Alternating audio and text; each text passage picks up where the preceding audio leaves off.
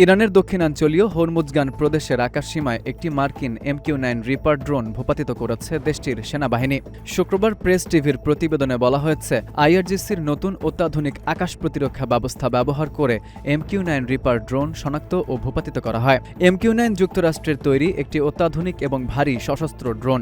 ড্রোনটি মূলত নজরদারি এবং নিখুঁত হামলা চালানোর কাজে ব্যবহৃত হয়ে থাকে।